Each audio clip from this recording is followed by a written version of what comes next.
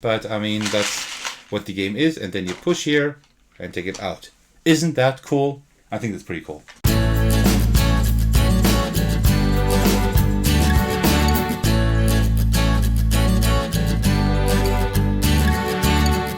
Hey everyone, this is Thecos, and today I got something quite cool for you, because today I want to play through Shake That City by Alderac Entertainment Group, or AEG as they're also known. You might know that I like quite a few of their games, and Shake That City is a brand new one. I just got that like maybe 2-3 weeks ago, maximum, maybe even less. And I already played through it, and I thought, like, okay, I'm going to show that off on the channel, because this is something pretty unique. With a pretty unique mechanism, so to speak, or gadget, let's put it this way. And I think a lot of people are actually quite interested in seeing how this goes. One disclaimer, you might already hear it. Somebody is like drilling in the apartment. We have a lot of people like moving in and out of the apartment building at the moment. I'm not able to completely get rid of that, but it kind of fits the game, right? Us constructing or building a city, we have all these sounds there, so I think that is quite fitting.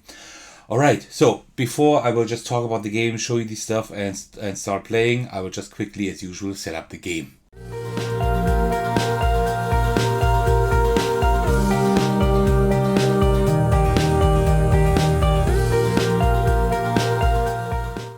Okay, so after having set everything up, I just had a bit of tea. Remember to always stay hydrated, especially when it's that hot. And this is pretty much the setup of the game. So, what are we doing here? We are actually building a little city. We will play as long as we have rounds. So we will play for 15 rounds here and try to fill up our city. We have 5 different building types, or like things that we can build in our city. I hope that the drilling is not too loud. I'm sorry I can't do anything about that. And we have like our different building tiles here. And all of these building tiles, they score differently. So our goal in the game is to build like all these things in our park and arrange them in such a way that we receive the most points, right? These all have different scoring conditions. They only score if they meet specific conditions. And then also we have like these columns and rows here. I will get to those in just a bit. Let me just first talk about how these score. Then I will talk about how all of this scores here. And then we can get started immediately. I will show you how the game works. So we have the parks. The parks score up to 2 points each. They can earn point either if they're adjacent to any number of factories, which is the black ones here, or to any number of homes, which is the red ones here, right? It doesn't matter how many factories or homes are adjacent to it. Adjacent is like up, left, down, and right from the tile. But as long as there's one factory or more and one house or more, it's just 1 point each. Then we have the factories. They score in a similar way. They score up to 2 points. 1 point for a number of adjacent factories, and 1 point to any number of rows, which is like the gray tiles here. Then we have the shops. The shops score only if they are connected to the edge of the board. That means like a store like this would not score, but if either are at the edge of the board or if connected via roads to the edge of the board, it would work. If we had a second store like this, that one would not be connected to the road. We would need another network of roads, either like this or maybe even like this, right? Okay, then we have the homes. The homes are probably like one of the easiest to remember how to score, because these homes, they score 2 points per group. 1 home is already a group. 2 would also be a group, but both groups would just score 2 points each. So it would be better to have them spaced apart like this or like that, because then these 2 would score 4 points altogether, 2 for each group, because that group would only score 2 points, right? So that's one thing to keep in mind. And the last building tile we have is the roads. The roads just score 1 single point if they lead to the edge of the board. If we had like something like this here, and let me put a road right here, then that one, they're all 3 connected to the edge of the board. So these would each score 1 point. That's 3 points. This one is not connected to the edge of the board, but if it were here or up here, then it would be connected, right? So that's kind of how that works. That's one thing we receive points for. The other thing we receive points for is our columns and rows, and that one diagonal one here. These are actually pretty straightforward. Like each of these tiles has 2 halves. One of them just says, like this one is on each tile, it just says in this column there has to be a tile in every spot. That's it. If we reach that one, or if we reach the one on the right where it says like there just need to be 4 of any kind, or 4 red ones, like 4 homes, 4 parks, or here in this column 4 factories, 4 shops, or 4 roads, then we will also reach that. We only need to fulfill one of these conditions, either have like a full column or row, or have like these specified building types in that column or row. Then we can turn that over and gain another 3 points at the end of the game. That is all we receive points for at the end of the game. In a multiplayer game, you would then see, okay, who has the most points at the end of these 15 rounds. In a solo game, we win if we reach 55 points or more. That is the winning condition. So we do have a clear win-lose condition in a solo game. And then we also have the construction variant. That is one you can play with in a multiplayer game, but don't have to. In a solo game, you have to play with that. And that is these 4 construction tiles. You might wonder that why these are different now than when I set up the game just a few minutes ago, because I kind of made a little mistake. Because these are arranged in sets and I didn't quite fetch the correct sets here. But these 4 construction variant tiles, just like the ones here at the edge of the board, are just put there randomly, right? But they are equal for each player in a multiplayer game. And these don't allow us to play on these spots unless we have that combination adjacently. So if we have at any spot on the board, any place, we have like a home and also a road adjacent to another. Doesn't matter like in which configuration. Then we can remove that tile, and then it becomes free for building, right? These don't give us points, but they allow us to build on these spots, on these squares, when we remove them. And that is all you need to know of like how scoring and these tiles work.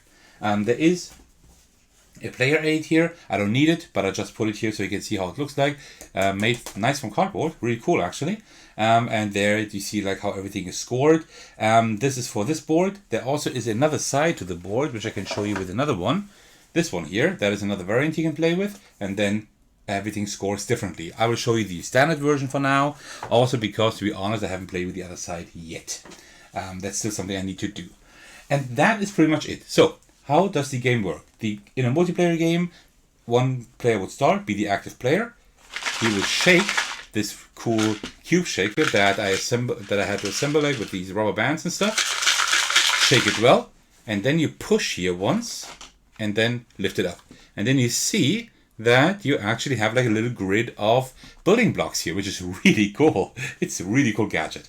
And it's not just a gimmick. I will say a little bit about that later when I give you like my short unscripted review, but this is not just a gimmick in my opinion. Okay, so, and then usually the active player would then take any set of these, would like take any color, so either these 3 black ones, or these 2 blue, these 2 red ones, this green one, or this gray one, right?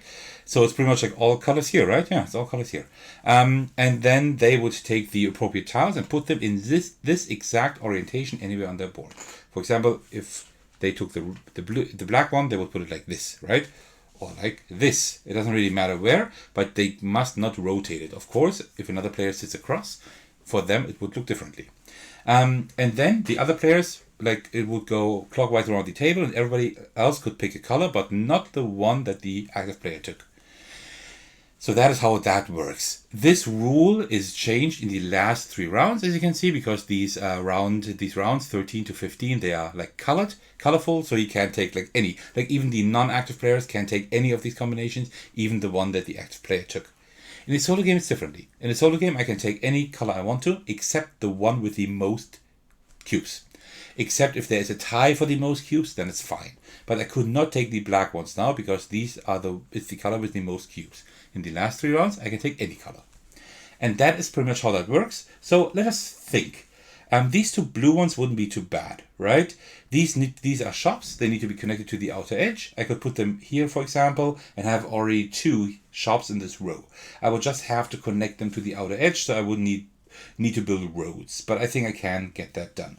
That might be an option. These 2 red ones are okay, but I don't really like red ones adjacent to each other, because each group scores 2 points, and this is like a wasted spot, right?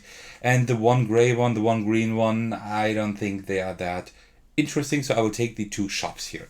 So what I do, I just take 2 shops, and I put them in this orientation anywhere on my board, I will put them right here on the edge. So that one already scores a point, right?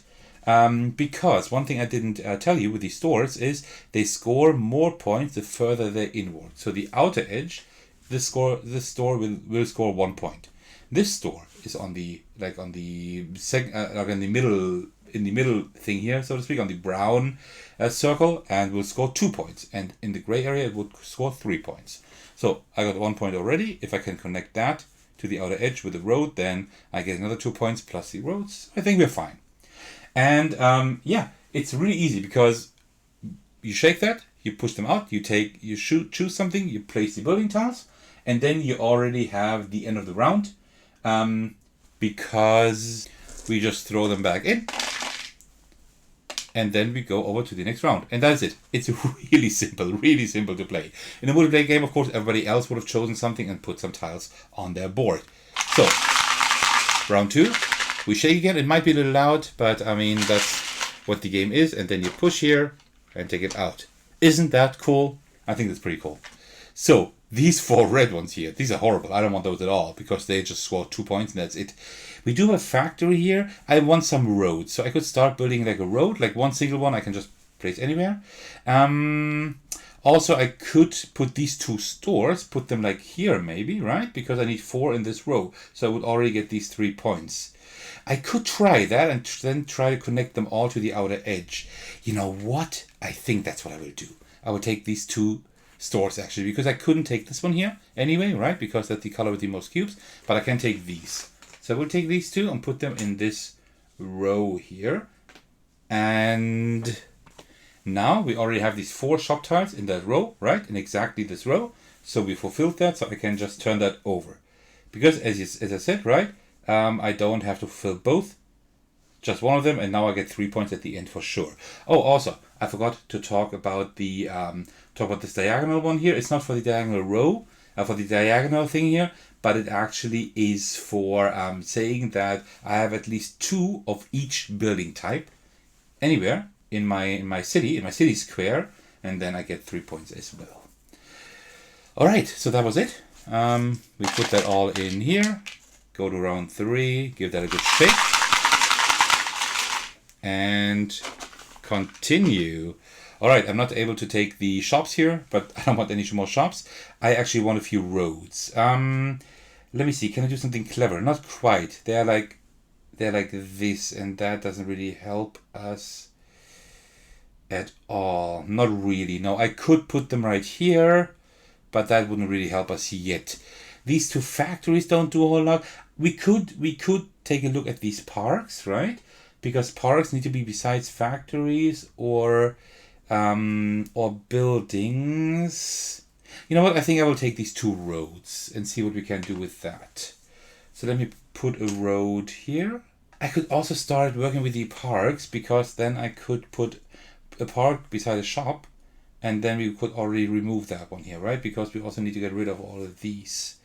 So we could also build like 2 parks. You just need to put them adjacent to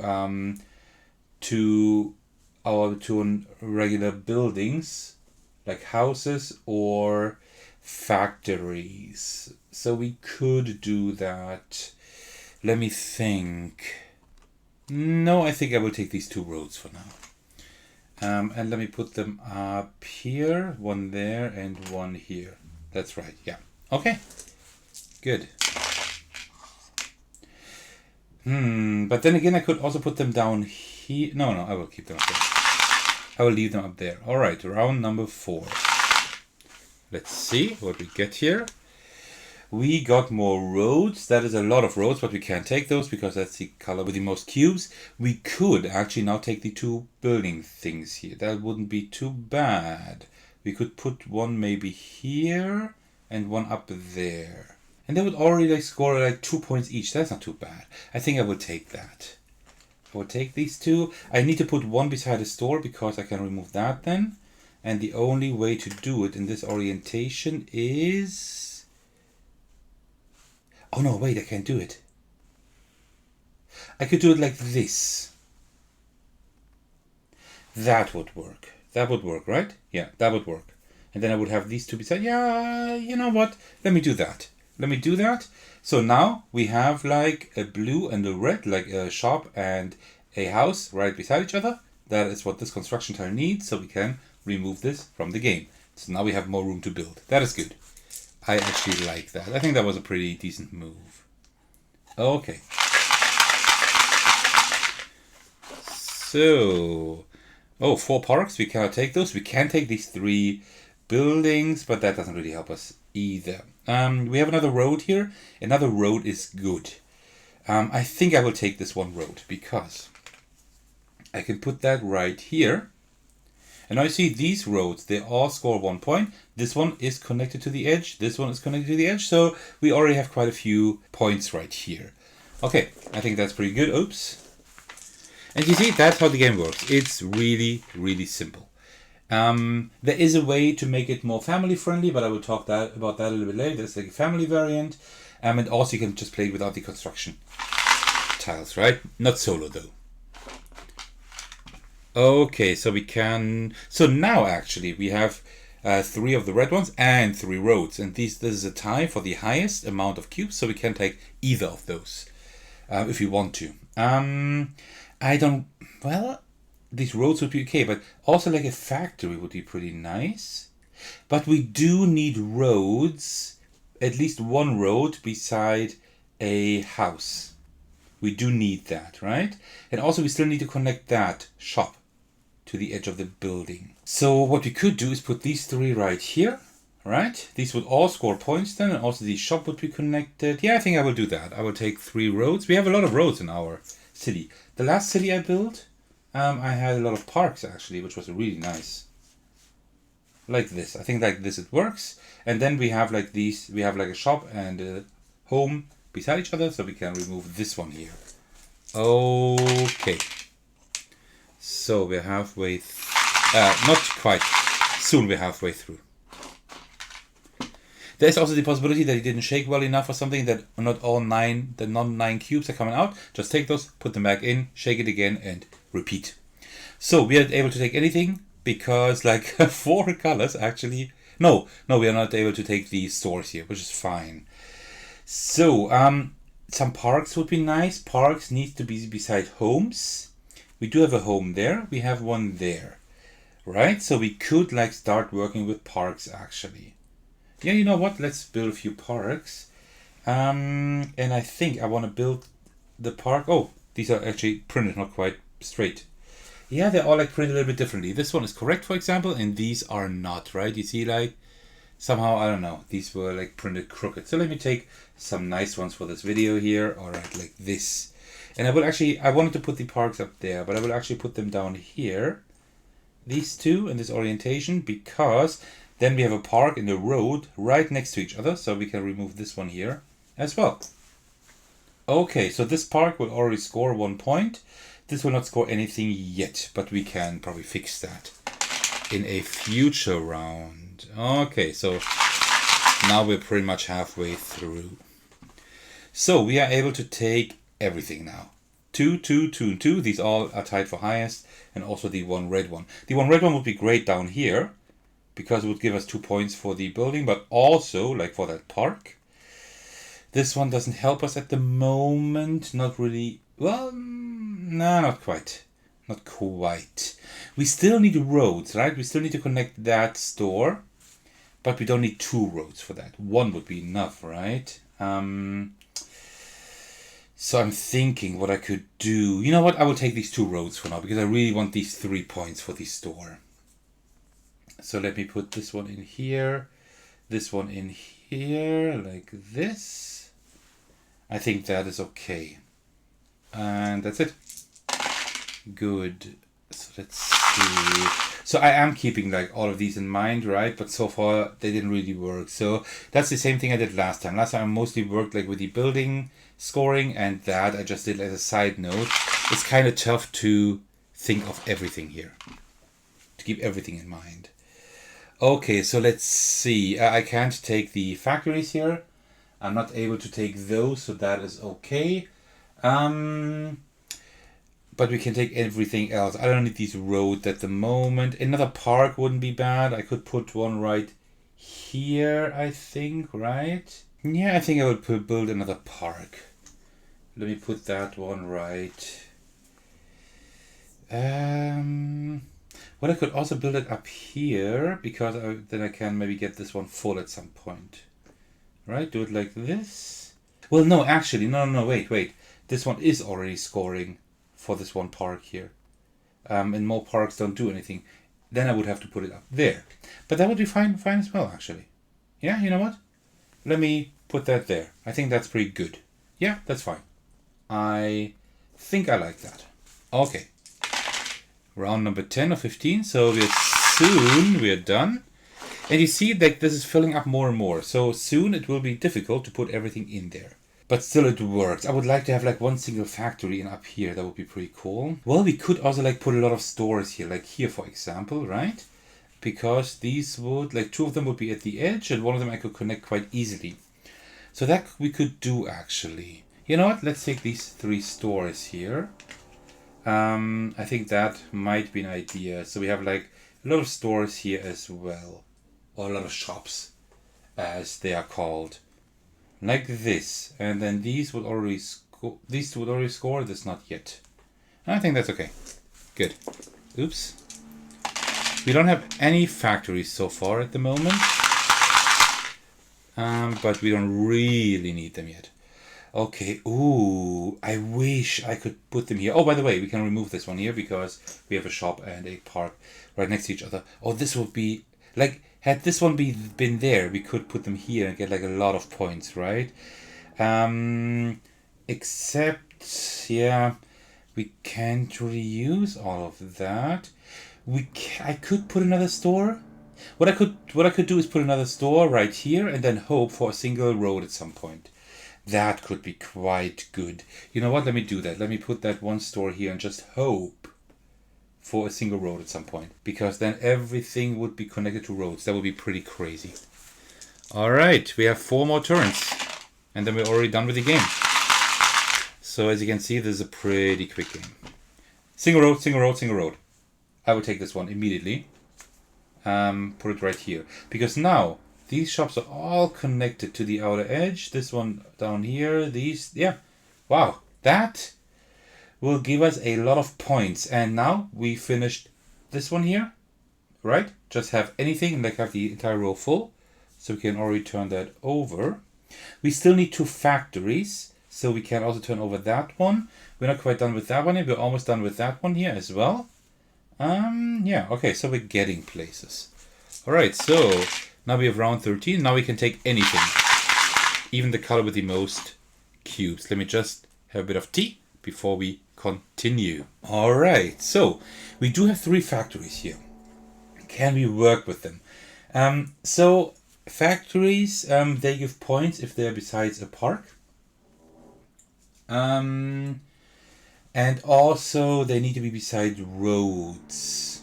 Because if we have like 2 factories, then we would have 2 of each and we could turn that over. But I can't really place them in a way that they will get a lot of points actually, not really. We will get like 1 point if we put them here, and that's pretty much a waste. We could put 2 stores here in the corner. That would work.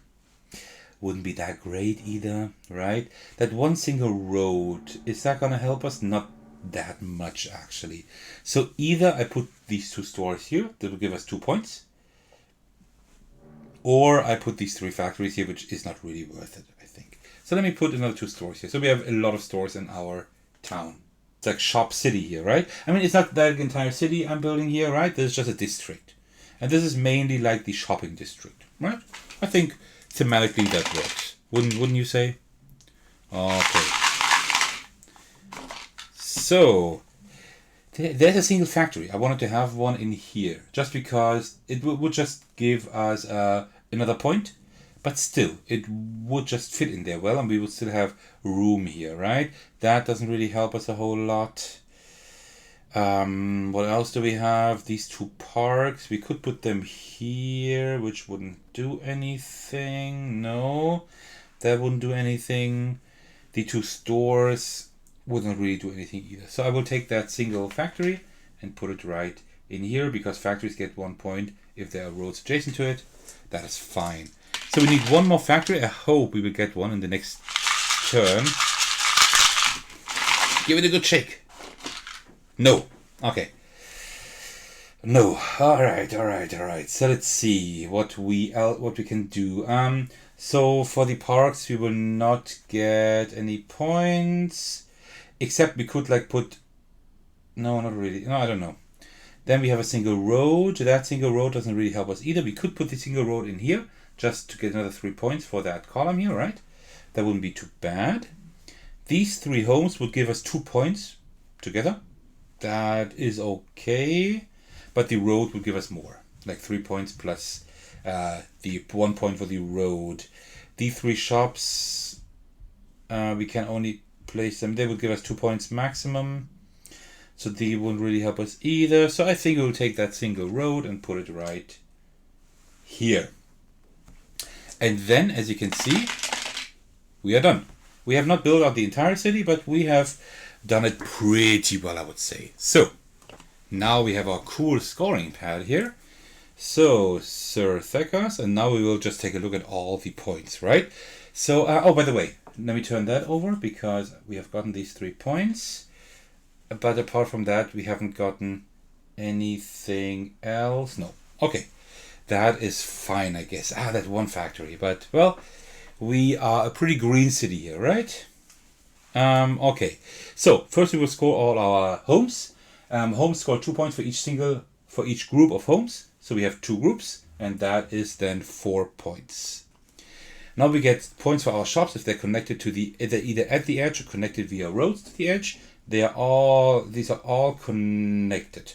So we get 1 point for all the green ones, 2 for the brown ones, and 3 for the gray ones here. So that's 1, 2, 3, 4, 5, 7, 9, 11, 14, 17 if I'm not mistaken.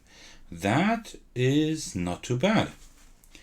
Then factory. For the factories we get 1 point if we have factories adjacent or roads adjacent. We have roads adjacent to that one. That's 1 point. Then for our parks, we get 1 point if we have homes adjacent and 1 point for factories. This one doesn't give us anything. That one gives us 1 point. That one gives us 1 point. That's 2 points, so we will I will definitely not win. And for the roads, we get 1 point for each road that is connected to the edge of the board. So they're all connected to the edge of the board. So 1, 2, 3, 4, 5, 6, 7, 8, 9. Another 10 points. And then we score out of these points here, which is these 9 points. Okay. So that is now 11, 20, 22, 23. That is 43 points. Unfortunately, we did not make it because in the solo game, in order to win, we need 55 points or more, right? So we did not make it, unfortunately. Where did I go wrong? I think, well, the stores actually gave us a lot of points. I think I should have gotten more. I should have taken more homes, but they were all like connected. They just took up a lot of space.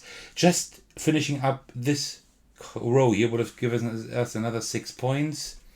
That could have also almost put us over the edge. Not quite, but yeah. One more factory would also have been good for 3 points. So yeah, there were definitely options of doing that a little bit better. All right, so that was my playthrough of Shake That City. Before I go into a small review, I want to show you something because, so a few things you need to know. First of all, that is the game, and I guess in retail it would be similar. I think you would not get these things in retail. These you could like glue together, and then you have like these small trays here, right? They are not optimal, but they take up not a lot of space because you can just like fold them together like this, right? They are flat, and you can actually there is one way to put them in a box that the box doesn't have box lift and it fits, so that's pretty cool. But you wouldn't get that in the retail version. That was like a Kickstarter stretch goal, I think. So, and the other thing is, you see here, I have a second one of these cube shakers. It says Wild Knights on there, and also we have these white cubes. These are wild cards. Wild Knights, get it? That is just like an expansion. It's like not necessary at all to have like a second shaker because it's the same thing. It just looks cooler actually than this one. So yeah, I put them both in the box because they do fit at the moment. Barely, but they do fit. But just so that you know, There is an extra expansion with like wild cubes, and also you don't get these in the retail version. But apart from that, I'm pretty sure that the retail version will be the same. It's possible that this marker here, the round marker, will not be made from wood but from cardboard. I don't know. But yeah, just in case it comes to retail even, I don't know. But I'm pretty sure it will. Like, I think all AEG games come to retail at some point. I just wanted to back it on Kickstarter because I was really interested in that. I don't know if this will hit Germany. I have no idea. It is language neutral. Also, I wanted to play it on the channel, so it was clear for me to get this. Alright, so with that out of the way, you have seen everything this game has to offer pretty much. There is also a family mode where you don't score for these at all. You only score for these tiles around the board. So it's much simpler, so you can play with your family as well. They just need to try to puzzle it in such a way that they fill up the rows and columns. Really cool. Like most AEG games by now have like these family variants, which is pretty cool. I just wish they would stop drilling. I mean, it's a Saturday. It's Saturday noon. You know, I mean, seriously. But, well, that's the way it is. Alright, so, let me now give you my, my short, unfiltered, unscripted review, what I think about the game. I really like this. I like the puzzly aspect it has here. These rules are really simple. Yes, you need to know, like, for all these 5 tile types, you need to know how they actually score. That is one thing you need to know. That is something that is maybe a little bit too complicated for people who don't play board games very much because they have to remember a lot of stuff. Yes, you have that player aid. It is kind of helpful, but I think this player aid, don't think this player aid is all too helpful for people who don't play a lot of board games, right? This is good for people like me, like who play a few more games and they know they just need to remind it. Okay, right. Now this is how they score. Right, so I played this with my wife. My wife doesn't play a whole lot of board games. She plays occasionally. She plays with me, and she could work with that as well. But she does play a few games off and on. She has learned quite a bit about games just because of me, right? I mean, that's kind of like kind of the toll that takes on being married to like a guy who's totally crazy regarding games. But in general, like the rules are really simple. You can have the family variant if need be, and you have a really nice puzzle because you always like need to choose like between these colors here. Oh god, okay. Now I pressed it several times. That is not how that should work. Oops. So it's really nice because you just have to choose like a specific configuration and kind of puzzle it in here. It's a really simple but engaging puzzle, in my opinion. So I really, really enjoy that. Components, graphics and everything, I enjoy that as well. It's colorful, it's vibrant. These tiles have a nice thickness. Also, these boards do. It's cool that they actually have these scoring things that you just like put into the edge of the board. The dice are cool. And now the shaker, the most important gadget here. Is that just a gimmick? I would not say so. Because you could replicate it differently. You could have cards, and then you just put 9 cards like in a 3x3 grid. And then everybody can choose something, and then you shuffle these cards together again and deal them out again. You could do that, but this is much quicker and easier. You put them in here, you give it a shake, you press, and done. No need of shuffling any cards. Also, like shuffling, you have just a small stack of cards, and to shuffle that thoroughly, it's not as easy as this one here. So I don't think this is a gimmick. Yes, you could do it differently, but I think this is actually a really good way to solve that. Also, I mean, this is just an eye catcher, right? This is fun. This is really fun. It's fun to shake that, and it's fun to press on here, and then, oh, look at that. It's a really simple mechanism, actually. Let me just close it off so I can turn it over. It's a really simple mechanism. You have like a few layers, like 2 layers of these squares here, and then when you push that, you actually have another layer that goes there, and then you release like these cubes. So these cubes are actually put into the top layer there, like in each one of these holds like 1 cube. And when you push it like this, then you release them all down. It's a very simple mechanism, but it works really well. So it's cool that it makes from cardboard. Like here's no except for the baggies. But there's no plastic at all in here. It's like all cardboard and wood. So I enjoy that as well. So there's a lot to like about this game. The setup time is a little bit longer than I would think. Because you have all these tiles. You need to take them out of the baggies. Put them in there.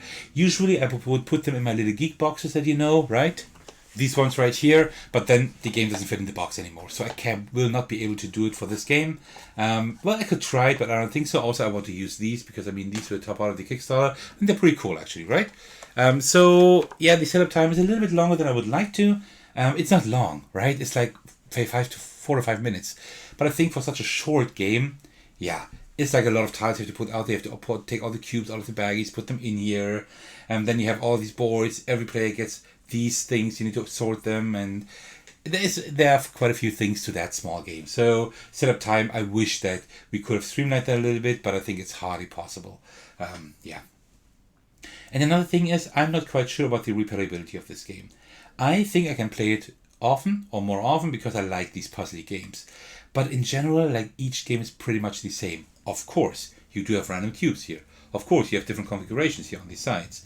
And yes, you can turn over the board, you can play with or without the construction thing. But in essence, like, the puzzle itself, that you're pushing these cubes out and you're picking a color, and then you're putting that in here, that general puzzle is always the same. And you will always have the same goals here. Yes, they will be arranged differently. But do I care whether I have the red ones here and the red ones later on there? That doesn't really do a whole lot, in my opinion, because you do have these cubes. These cubes, these are the random. This is what randomizes the game, not these things here. You could have also just kept them like the same every time, right? So I'm not quite sure if that is the solution of making the game more replayable. These cubes are. So I think this game, if AEG is interested in keeping this game alive and keeping this in people's collections without them all selling the game off after 6 months or something, I think this game definitely needs expansions. I'm not quite sure what you would do with expansions. I think the Wild Knights one with the wild cubes, that is a good start. Apart from that, maybe have some completely different goals here, maybe some more advanced ones, right? Have like goals where you need like 2 red and 2 grey ones in a row, and suddenly it becomes more interesting. Because then you really need to puzzle that together even more. That might be an idea, maybe, right? Maybe have like some extra like missions or objectives or something. I don't know, that you can turn in, and I have no idea. I think there is a lot of room because this game is so simple. It feels kind of sandboxy. I think you could do a lot with that. You could really expand that nicely, and I think that's something that should be pursued because the general puzzle is very nice. Just the replayability, I think, could be a lot better. I think that is like the main thing the game suffers from. But if you just remotely liked what you saw here, I definitely suggest you try this game yourself. It's very cool. It's very fun. I really like to play it. And I think I will just pull that out off and on, like with family or something, because it's quite an approachable game. And I really like that. Alright, so that was my playthrough of Shake That City by AEG, just fresh off the Kickstarter wagon, so to speak. I really like this game. With expansions it will be even better, and I hope you enjoyed this video. If you own the game or have played the game, or just have an opinion based on what you saw in this video, why don't you let me know in the comments how you enjoyed the game, what you like most about it, or what you would like as an improvement here, because that's really interesting for me to read. As usual, I want to thank all of you for your support, especially those who support me on Patreon. Thank you so much for that. The biggest shout out goes to Thecos, who's my biggest supporter at the highest tier. Thank you so much for that. If you would also like to support me on Patreon, you can head over to that page and check out the tiers I've come up with. In general, I'm thankful for every support from your side, including likes, comments, and especially subscriptions, because that way my channel can grow. Also, you can join my Discord server in case you would like to hang out with me and my really awesome community. Alright, thank you so much for watching. I will see you in the very next video. Take care, everyone. Stay safe, and cheers.